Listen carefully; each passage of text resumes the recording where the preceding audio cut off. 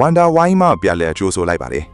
အခြေဤထောင်ချောက်အတွင်းဝယ်ရဲ့အပိုင်း2ကိုဆက်လက်တင်ဆက်ပေးသွားမှာပါ ချိတ်စင်ဟာအတန်းထဲမှာထိုင်နေရင်သူ့ရှိကစာအုပ်ပုံကြီးတွေကိုကြည့်ပြီးတပ်ပြင်းတွေတရက်ဆက်ချနေမိပါတယ်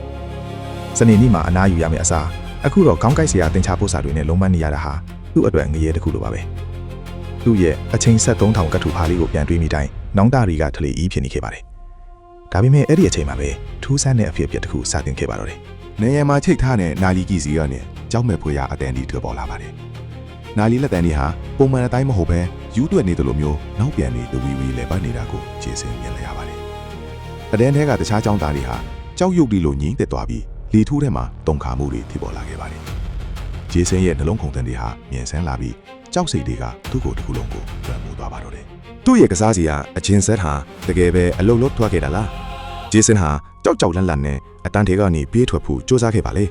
ဒါပေမဲ့အပြင်ဘက်ကစင်ကြလန်းကြီးဟာအဆုံးမရှိသလိုရှေ့လန်းနေပြီးနေရန်တွေကလည်းအရေးပြောကြနေသလိုထူးဆန်းနေခဲ့ပါလေ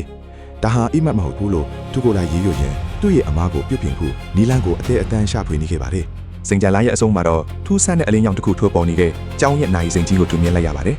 အဲ့ဒီနေရာဟာအချိန်လေးအားလုံးကိုထိန်းချုပ်ထားတဲ့ဗဟုချက်မှထင်နိုင်တယ်လို့ဂျေဆန်တွေးမိလိုက်ပါတယ်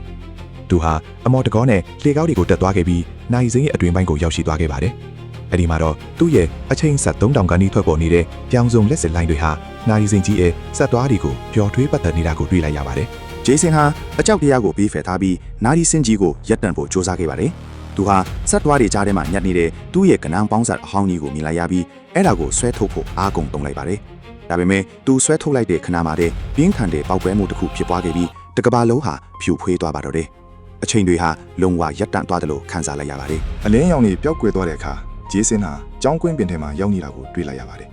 ဒါပေမဲ့အရာအားလုံးဟာပြောင်းလဲသွားပါပြီကျောင်းဆောင်ကြီးဟာဟောင်းလွှမ်းဆွေးမြင်နေပြီးသူ့ပင်တွေဟာလည်းအဆက်မတန်ကြီးမားနေခဲ့ပါတယ်သူဟာအနာဂတ်ကိုရောက်သွားတာလားဒါမှမဟုတ်တခြားကဘာတစ်ခုကိုရောက်သွားတာလားဆိုတာမဝေခွဲနိုင်တော့ပါဘူး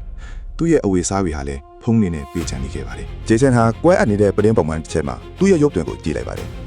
မှန်ထဲမှာမြင်နေရတဲ့သူ့ရဲ့မျက်လုံးတွေထဲမှာတော့အရင်ကလိုခလေးဆန့်တဲ့ပုံစံမျိုးမဟုတ်တော့ပဲ